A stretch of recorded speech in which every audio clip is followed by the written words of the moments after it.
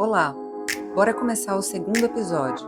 Você está ouvindo Nas Redondezas, minissérie Memórias Itinerantes. De forma a fazer aquela pequena volta com fins de preparar o que vem por aí, no episódio anterior, o tema era sobre o pulso do itinerar. E agora, como forma de uma continuidade, o tema é ter e precisar, carregar.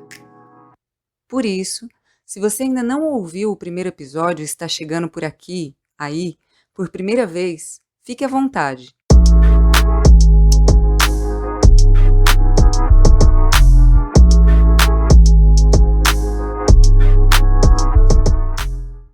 Neste contínuo, viemos falar sobre bagagens, de uma forma geral, a começar pela literal, ou material, palpável.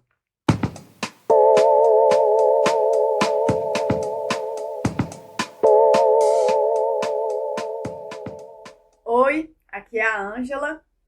Como eu já contei para vocês no episódio anterior, no começo da minha viagem eu trabalhava com malabares no semáforo. Nessa época, os principais itens que eu carregava eram as claves e alguns figurinos. Depois veio a história dos cadernos artesanais, mas eu continuava malabareando e ainda adotei uma cachorrinha em Alto Paraíso de Goiás. Aí a mochila passou a ser todinha ocupada com papéis, linhas, tintas, figurinos, claves e numa bolsa separada a Lila. Ufa!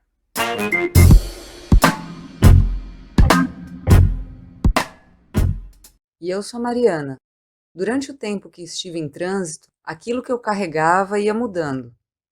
É bem comum a gente pegar coisa, deixar coisa, esquecer coisa e ver que pode dar um certo trabalho, mas a gente consegue seguir sem a coisa. Acho que o mais inusitado que eu viajei por um tempo, que nem é tão inusitado assim, era uma panela de pressão, porque eu viajava com alguém que comia muito, mas muito feijão mesmo. Feijão era barato naquela época. Então, entre ir de uma cidade a outra, cozinhava muito, fazia mala, enfiava um monte de roupa dentro da panela e a panela na mochila e seguia. Uma lembrança muito simbólica.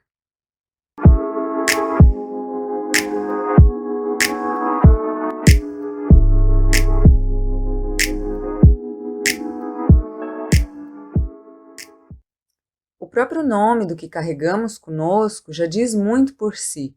Pertences. O que nos pertence de fato para além de nós, do que somos? O significado do termo pertencimento tem muita história, leva para muitos lugares.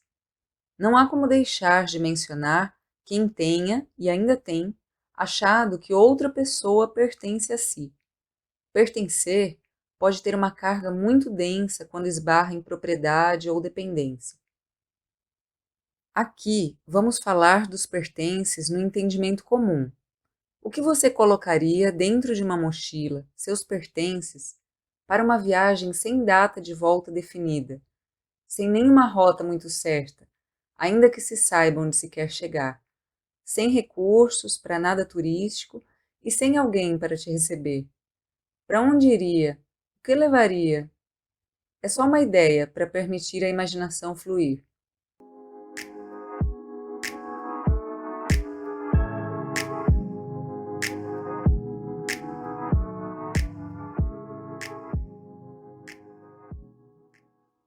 Tem gente que viaja só com uma muda de roupa e suas palavras. Tem gente que viaja com uma lona de circo. Mas partindo de cada uma, sendo o que tem dentro dessa massa, material e sutil, no invólucro de pele, parece que temos bem pouco mesmo realmente essencial. Viajar solamente. E o que poderia ser dito sobre a solidão nos últimos tempos, não há limite dentro de um novo entendimento a respeito. Viajar acompanhada por uma, duas, três, muitas pessoas, crianças, coletivamente. Viajar com um animal, cachorra, gata, com transporte próprio, de ônibus, a pé, carona, de bicicleta, por terra, por águas. E qualquer caminho sobre qualquer tema dessas conversas tem assunto para muito tempo, porque há muitas possibilidades, imaginativas que sejam. Nesse embalo, a pergunta: como você, que ouve agora, prepararia sua bagagem? Você dá conta de levar o que você tem? No episódio de hoje, ter e precisar, carregar.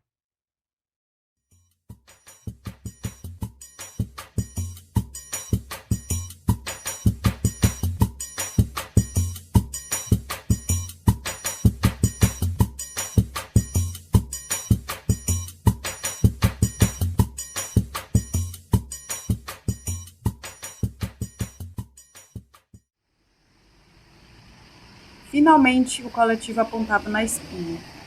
Já era noite, aquela hora que todo mundo sai do trabalho ao mesmo tempo e a gente sabe do fluxo naquele sentido, o porquê. Alguns suspiros de alívio, misturados a uns eitas, por avistá-lo tão cheio, ressoaram no ponto de espera. Frente à porta dianteira, uma pequena aglomeração se fez e ela decidiu esperar o próximo, ou talvez até esse furdúncio todo passar. Já sabia que a 3 quadras para trás tinha ali um pessoal que costumava ficar treinando naquele dia de semana. Ia com certa frequência e também há um certo tempo, só para ficar olhando e talvez até esquecer que precisava voltar. Caminhou pelas ruas, iluminadas, amarelas. Alguns dos espetinhos já tinham todas as mesas ocupadas. Ao chegar, já reconhecia algumas pessoas de outras vezes e vice-versa. O cumprimento era feito assinando com a cabeça e sorrindo. Tinha ali algumas pessoas sentadas naquilo que até remete a uma arquibancada de 3 degraus. Uma criança aprendendo a andar de bicicleta, apoiada numa rodinha só, meio pendendo para um lado.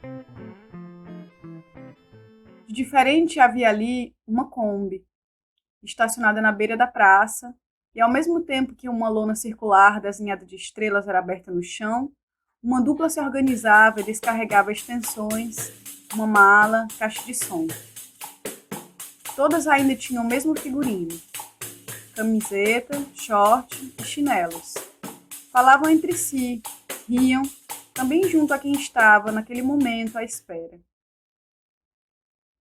Quando as 3 que fariam a função na praça perceberam tudo no seu lugar, a conferência foi compartilhada com um olhar cúmplice do público.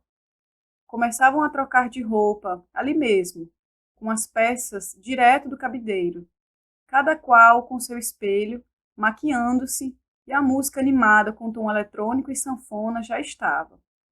Pronto.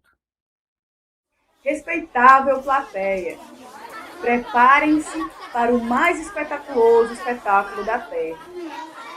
Nada a perder, disse a mestre de cerimônias com muita confiança e entusiasmo, seguida de algumas palmas. Vindo detrás de uma cortina muito estreita, a palhaça corrige: não, nada de nada a perder, é tudo a ganhar. Começava uma mostra que durou mais ou menos 1 hora de riso, uma voluntária no meio do picadeiro, aplausos, chapéu. Isso acontecia já com certa frequência ali na cidade, mas essa era a primeira vez que ela via este trio se apresentando, ou grupo, ou companhia, ou trupe, ou coletivo. No final da apresentação, algumas pessoas reocuparam o espaço, voltando a treinar, enquanto a cena se desfazia por pedaços, retornando à Kombi. A motociclista com quem ela já tinha conversado em outras situações estava lá. Tinha assistido também à apresentação e estava ajudando a desconectar as luzes dos bocais agora. Levantou-se, foi trocar alguma ideia com ela, de certa forma movida por alguma curiosidade, sabe-se lá do quê. Oiê, boa noite, e aí? Que massa essa apresentação, comentou sem pensar. Oi, não foi? Esse pessoal tá de passagem, tá ficando lá em casa, disse a monociclista. Que massa, esperando de alguma forma que a convidasse para somar-se. Eu adoro, disse confirmando. Ainda mais que em 3 dias a gente tá indo para um litoral aqui, bem pertinho. dar um apoio para levantar uma casa de barro, um centro cultural. Você não anima a vir? Perguntou rindo. Não se sabe exatamente se foi o calor e euforia pós-espetáculo, que é sentido percorrer, parece o corpo todo quando desses momentos que mexem muito as emoções. Ela perguntou como faria para chegar lá. No dia seguinte, avisou ao chefe que no próximo já não poderiam contar com ela. Não lhe custou muito, insatisfeita já estava. Cada dia mais se via menos ali. Já tinha um certo hábito de itinerar pelo entorno, dormir na casa de amigas, de parcerias, e com isso tinha um pouco de coisa em diferentes partes da cidade. Era bastante, percebeu ao colocar tudo disposto de forma concentrada, somado ao que tinha em casa. Vou fazer um brechó, decidi.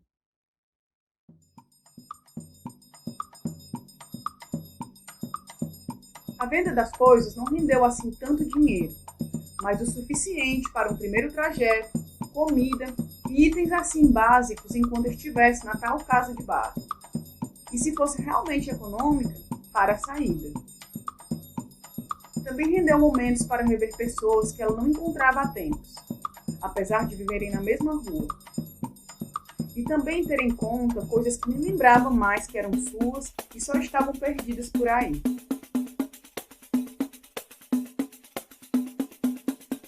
A chegada no que seria a casa de barro aconteceu em seu momento mais alto. Ela chegou perto do horário de almoço.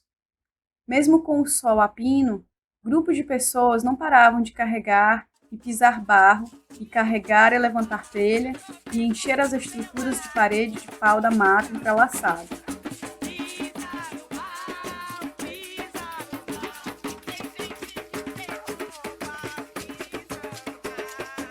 Pessoas da comunidade, pessoas forasteiras, ela percebia, e não tinha registro nenhum na memória de ter visto algo assim alguma vez.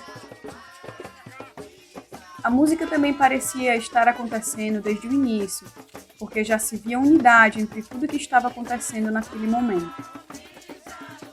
Logo ao chegar, foi acometida por aquela sensação de situar-se, de não saber direito para o que olhar primeiro, nem sentir necessidade de nada, a não ser de água fria.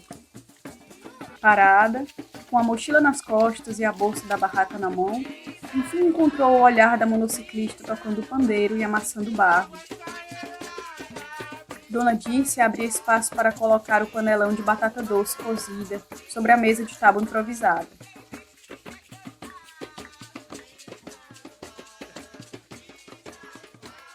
Durante o resto da tarde, e até o acender das luzes, as mesmas luzes do dia da apresentação da praça, esteve envolvida com a casa que ali, frente aos seus olhos, tomava forma. 2 semanas mais, e finalmente ficou pronta. Tempo este que entrou em contato, sem saber, com habilidades que desenvolveria nos próximos anos. A noite de estreia estava prestes a acontecer. Um show de variedades, seguido de festa, para inaugurar a Casa Circo de Barro. A convocatória para as artistas se apresentarem fora sincronicamente pensada para este dia, chegando mais gente. Pessoas da comunidade e artistas viajantes se reuniram, dedicadas em oferecer ao e ser público.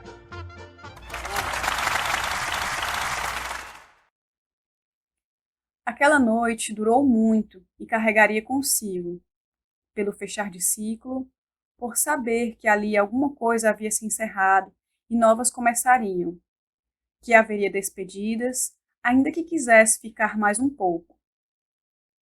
As pessoas da comunidade já haviam voltado para suas casas. Quem ficou foi à beira da praia acender a fogueira, de forma a dissipar e abreviar as impressões pessoais do que havia passado umas horas atrás, durante a apresentação. De tão vasto céu, em entrega ao hálito e ao padrão de pensamentos com o sabor do vinho mais barato, pensava sobre o até quando, o para onde, o como, de forma um pouco desordenada, em plena frente aos muitos percursos possíveis. Os diversos brindes àquela etapa, de alguma forma, tinham simbologias individuais e coletivas. A lua cada vez mais no meio do céu. Uma a uma, as pessoas começavam a procurar suas barracas, redes.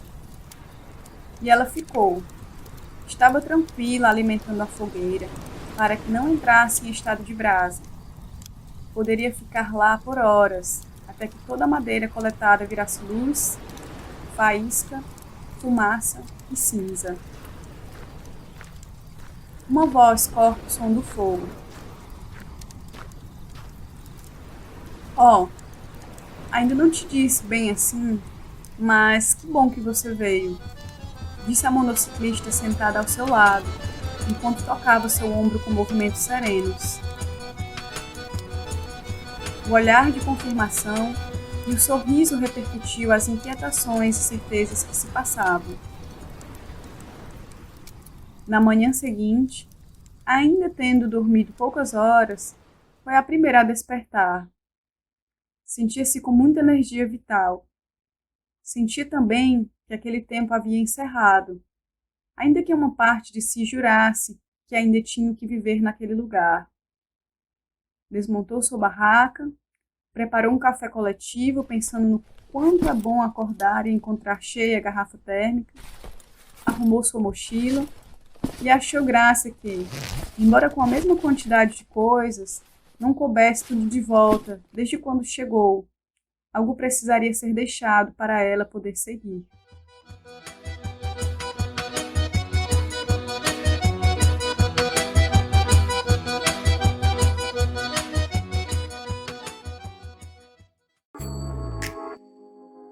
Aqui entramos em clima de até o próximo episódio de Nas Redondezas, minissérie Memórias Itinerantes.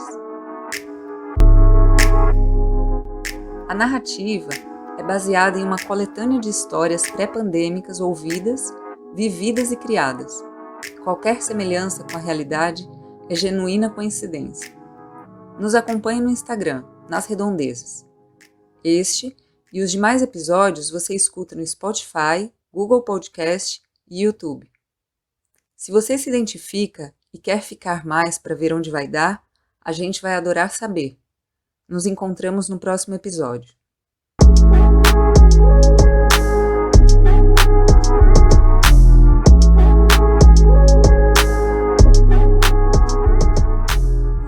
Nas Redondezas Podcast foi criado com recursos da Lei Aldir Blanc, através do edital de Artes Integradas e Economia Criativa, pela Fundação José Augusto, Governo do Estado do Rio Grande do Norte, Secretaria Especial de Cultura, Ministério do Turismo, Governo Federal.